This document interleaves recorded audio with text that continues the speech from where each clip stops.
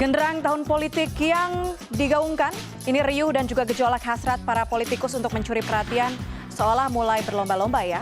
Nah, yang tengah ramai menjadi perbincangan masyarakat dan juga lini massa adalah Indonesia bubar di tahun 2030 versi Ketua Umum Gerindra, Prabowo Subianto yang sontak mendapatkan sambutan dari berbagai kalangan. Kita masih upacara, kita masih menyanyikan lagu kebangsaan, kita masih pakai lambang-lambang negara. Gambar-gambar pendiri bangsa masih ada di sini. Tetapi di negara lain, mereka sudah bikin kajian-kajian di mana Republik Indonesia sudah dinyatakan tidak ada lagi tahun 2030. Boom! Mereka ramal. Pernyataan Prabowo inilah yang menjadi kontroversi selama beberapa hari terakhir. Prabowo menyebut ramalan Indonesia bubar 2030 sesuai dengan hasil analisis ahli asal Amerika yang tertuang dalam sebuah novel Ghostfleet. Pidato yang disampaikannya di laman YouTube Partai Gerindra 19 Maret ini lantas menjadi polemik. Wakil Presiden Yusuf Kala menyebutkan pernyataan Prabowo sebagai fiksi. Namun, bisa menjadi pengingat agar rakyat Indonesia dapat menjaga persatuan dan kesatuan. Nah, itu kan tentu sesuatu yang mendapat perhatian, tapi itu kan fiksi. Jadi ya, tapi apapun, apabila kita tidak betul-betul menjaga persatuan, bisa saja terjadi seperti di Balkan, di Uni Soviet. Ya, hal itu sering terjadi perpecahan. Tapi karena itulah maka itu sebuah peringatan untuk bersatu, menjaga persatuan, pemilu yang aman yang terjadi. Karena hal itu terjadi di banyak negara, tapi alhamdulillah kita tidak. Ketua Partai Solidaritas Indonesia Grace Natali pun ikut menanggapi pernyataan Prabowo. Dikutip laman cnnindonesia.com, Grace menyebutkan anggapan Indonesia bubar 2030 hanya dimiliki oleh orang yang tidak punya harapan terhadap Indonesia.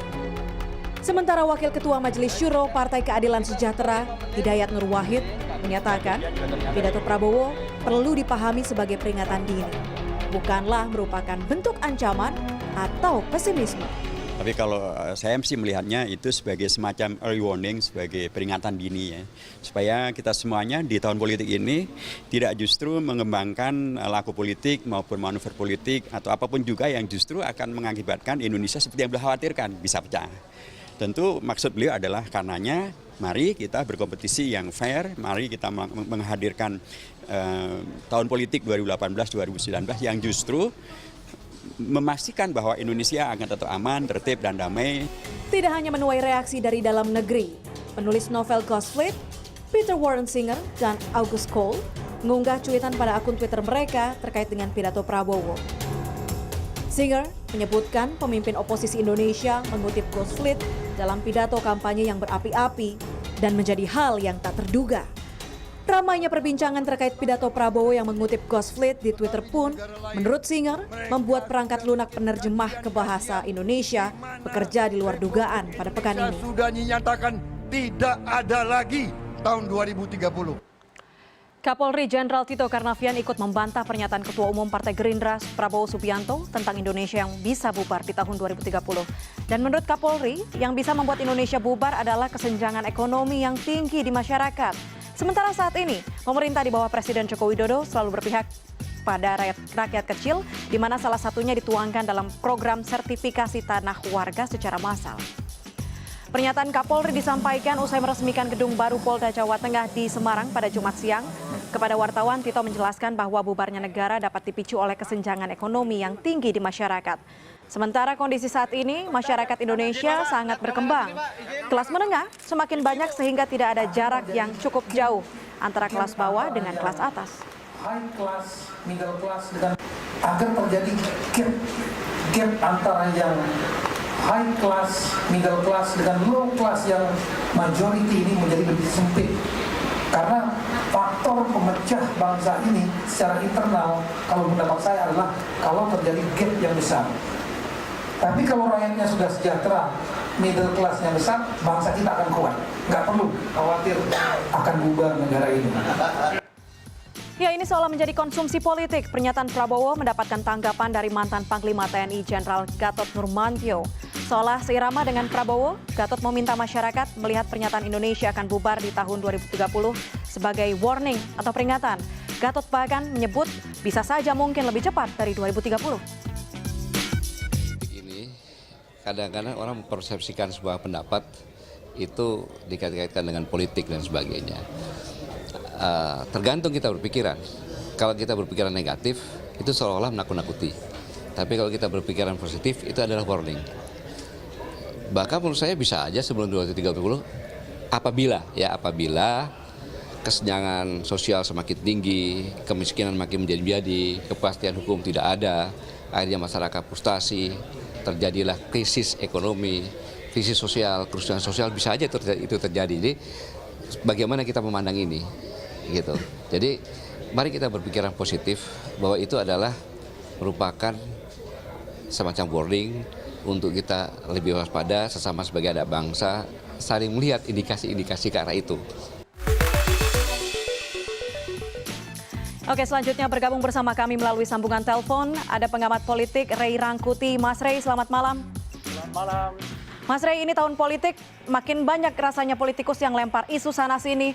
Pernyataan jadi memancing reaksi, bahkan kita ingat kemarin ada pernyataan dari Amin Rais terkait dengan sertifikat tanah yang kemudian direspon oleh Luhut. Ini menjadi konsumsi publik lagi soal politik. Sekarang Prabowo menyebutkan Indonesia bubar. Anda melihat ini seperti apa, Mas? Apakah memang sengaja melempar isu untuk memberikan ketakutan untuk masyarakat?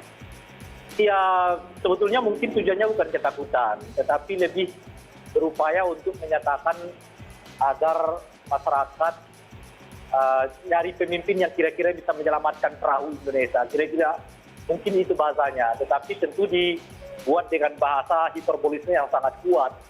Nah, misalnya seperti itu tadi, Indonesia akan bubar ya tahun 2030. Oleh karena argumen apa, alasan apa, dasar apa, kita tidak tahu.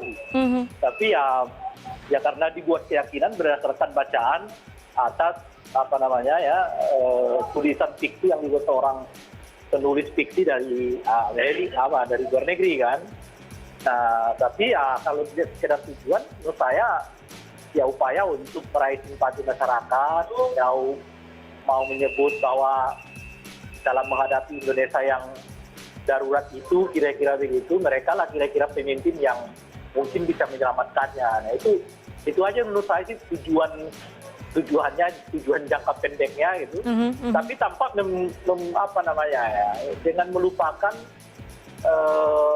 efek ya dari pernyataan-pernyataan itu, pernyataan-pernyataan yang bombastis itu gitu.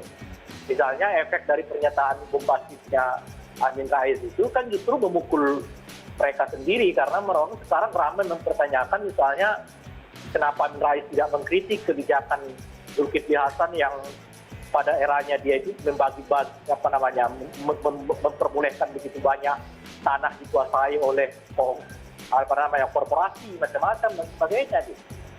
Nah, yang Prabowo juga begitu kan, jadi dia melancarkan asumsi Indonesia akan bubar 2030 justru jadi diledek sendiri oleh penulis buku itu kan. Nah, akibatnya kemudian bukan simpati yang mereka terima, malah sebaliknya adalah cemoohan ya dari masyarakat secara umumnya gitu. Nah, ini sebetulnya menurut saya semacam peringatan juga kepada kelompok-kelompok oposisi secara umumnya kepada para pesaing yang akan bersaing pada Pilpres 2019 yang akan datang. Kalau kita mengungkapkan ide-ide yang terlalu nggak masuk akal gitu ya, nggak punya basis data, nggak ada faktanya macam-macam, alih-alih menerima simpati masyarakat, yang ada adalah olok-olok masyarakat yang muncul gitu. Itu menurunkan di bawah kita di mata masyarakat, dan punya potensi justru menurunkan elektabilitas. Gitu. Oke, Mas Rey, kita tahu, saya juga yakin bahwa masyarakat saat ini mulai kritis, mulai sering mencari informasi sendiri tanpa harus mengetahui dari mungkin media yang sudah ada, begitu mereka kritis mencari informasi yang memang sudah dilontarkan khususnya dari Prabowo ini. Kalau tadi Anda melihat ini sebagai upaya untuk mengambil hati begitu.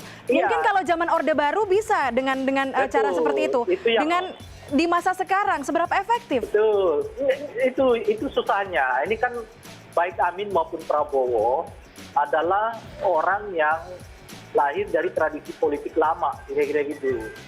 Yang selalu menganggap politik itu hitam putih, kalau kita mau hebat, mau menguasai, ya harus buat kalimat-kalimat yang bombastis untuk menjelaskan sesuatu yang sebetulnya sangat sederhana, kira-kira begitu. Tapi ya sudah teruji kan, model kampanye begitu, model pemisahan begitu, model gaya komunikasi politik yang kayak begitu sebetulnya nggak bergerak kemana-mana.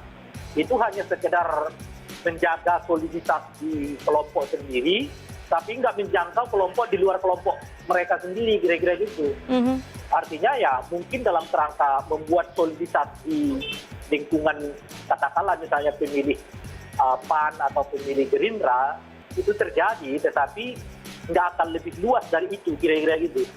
Nah, padahal yang mereka tujukan sebetulnya dan sejatinya yang mereka kejar itu adalah pemilih di luar komunitas mereka, di luar PAN, di luar Gerindra. Gitu. Tapi dengan model gaya bahasa, gaya berkomunikasi, gaya cara melihat politik sekarang ini, gaya beradaptasinya terhadap politik sekarang ini, dengan model yang dipakai masa lalu itu, ya tidak bergerak kemana-mana sebetulnya gitu. Jadi mereka di situ aja berputar-putar, yaitu yang kita sebut tadi, alih-alih kemudian mereka menyebar mendapatkan simpati di luar komunitas mereka, yang ada adalah malah jadi bahan olo-olo masyarakat, ya kan.